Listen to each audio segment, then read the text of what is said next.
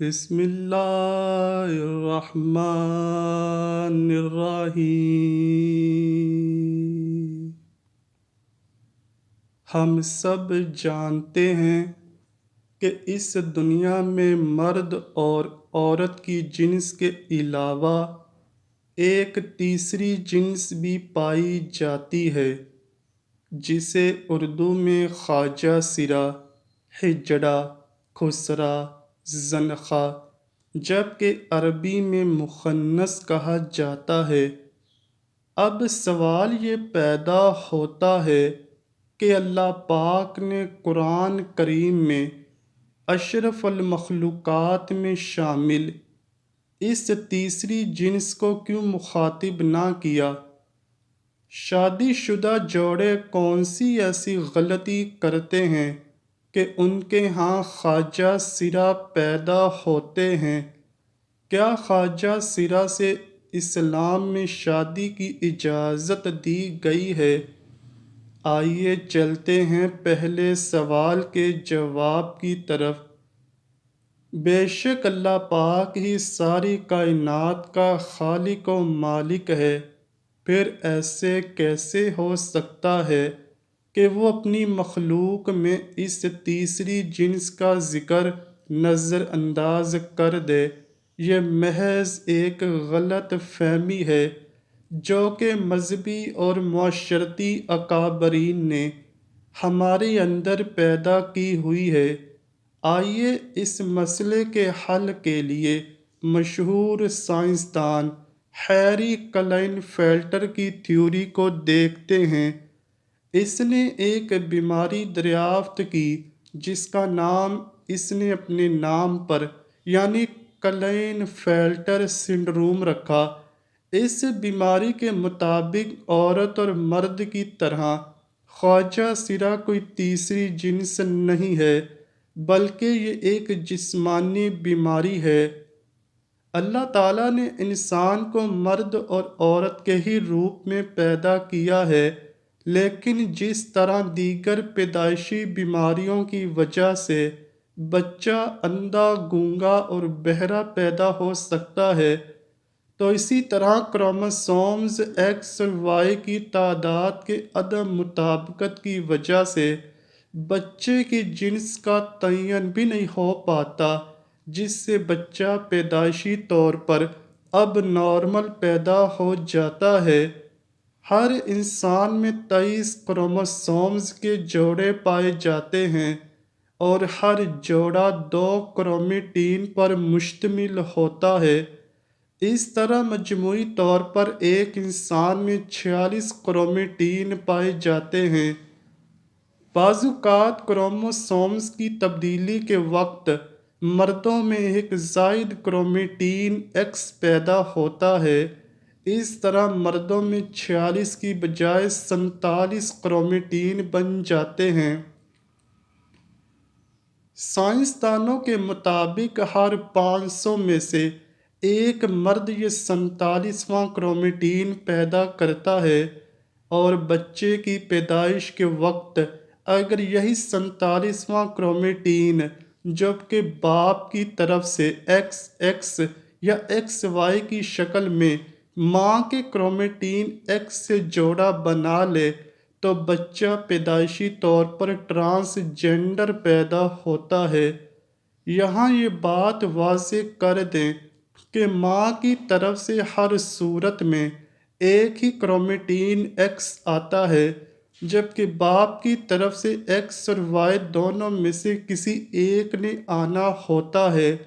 لیکن اگر بدقسمتی سے باپ کی طرف سے ماں کو دونوں ایکس اور وائی کرومیٹین مل جائیں تو پھر وہ ماں کے ایکس کے ساتھ مل کر ایک ایسا بچہ پیدا کرتے ہیں کہ جس کی ساری زندگی سزا بچے اور ماں کو دی جاتی ہے، جبکہ یہ تحفہ تو باپ کا ہوتا ہے۔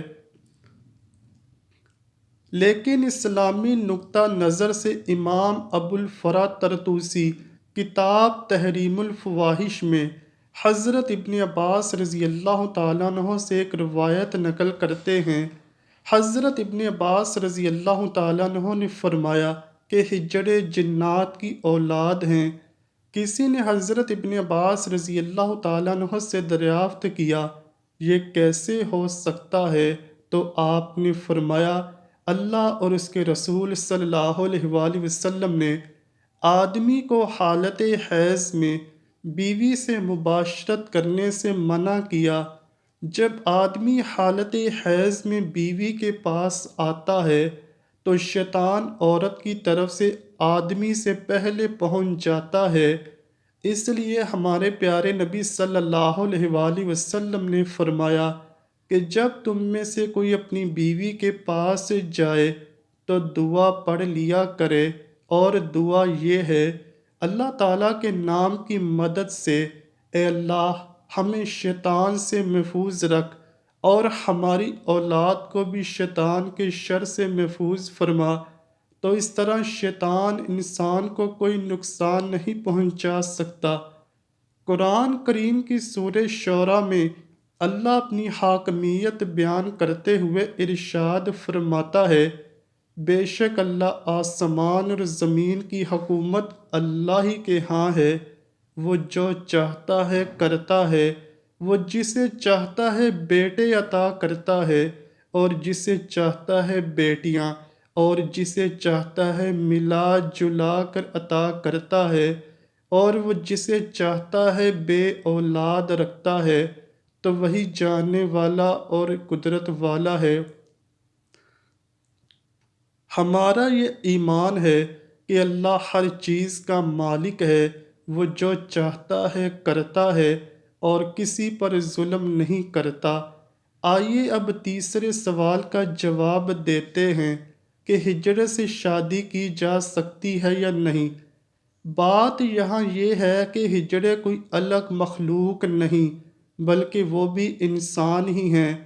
خلقی اوصاف کے اعتبار سے ان میں بعض مردانہ اوصاف سے محروم ہوتے ہیں اور بعض زنانہ اوصاف سے۔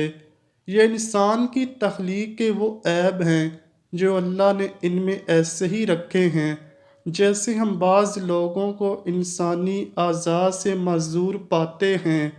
یہ نقائص امتحان کے لیے انسان میں رکھے جاتے ہیں۔ ایک انسان جو کہ معذور ہونے کے باوجود کامل عقل و شعور رکھتا ہے تو اس کا امتحان صبر کا امتحان ہے۔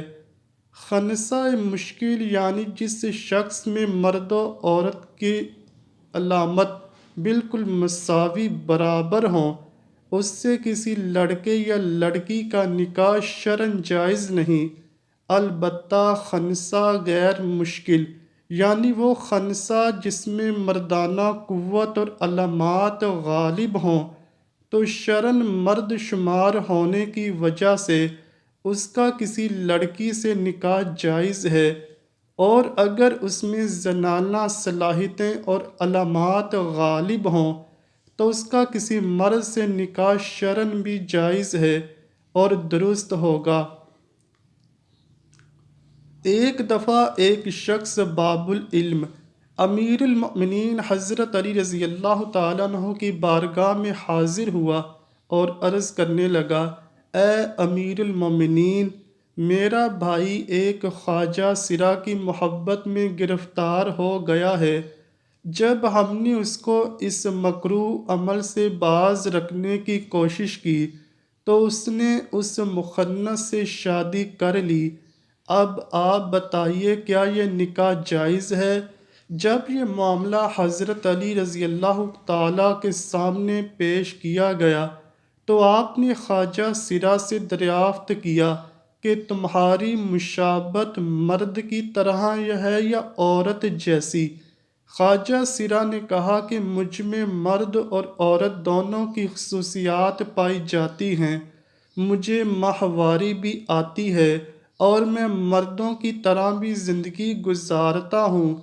حضرت علی رضی اللہ تعالیٰ عنہ نے اپنے غلاموں کو حکم دیا کہ اس خواجہ سرا کی دونوں طرف والی پسلیاں شمار کریں، اگر بائیں جانب والی ایک پسلی کم دکھائی دے تو پھر اس کو مرد سمجھا جائے گا، ورنہ اس کو عورت تصور کیا جائے گا۔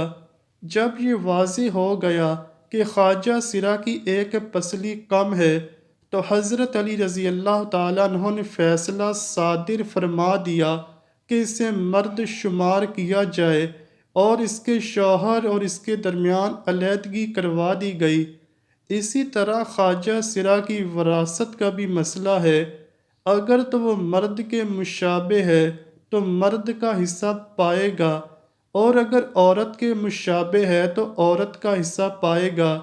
افسوس کہ ہمارے معاشرے میں جو کہ اسلامی معاشرہ کہلاتا ہے، اس میں انہیں عزت و احترام حاصل نہیں جو کہ مرد و زن کو حاصل ہے۔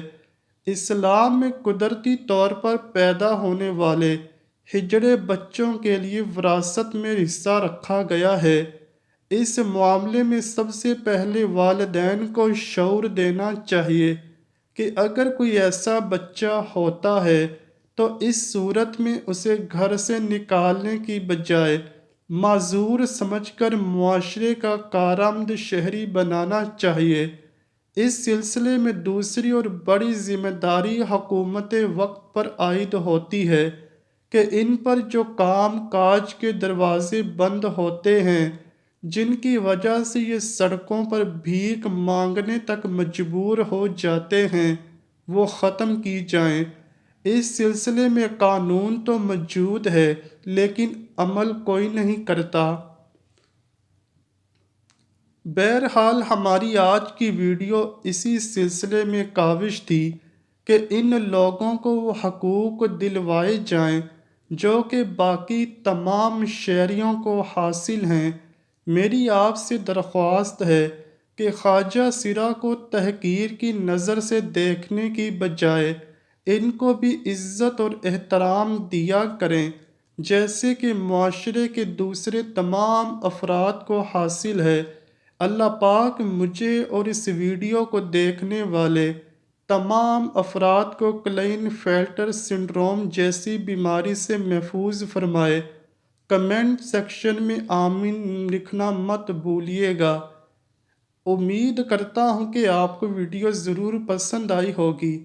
اگر ویڈیو پسند آئی ہے تو ویڈیو کو لائک کیجیے، شیئر کیجیے اور چینل کو لازمی سبسکرائب کیجیے۔ کمنٹ سیکشن میں اپنی رائے کا اظہار بھی ضرور کیجیے گا۔ ملتے ہیں اگلی ویڈیو میں، تب تک کے لیے اللہ حافظ۔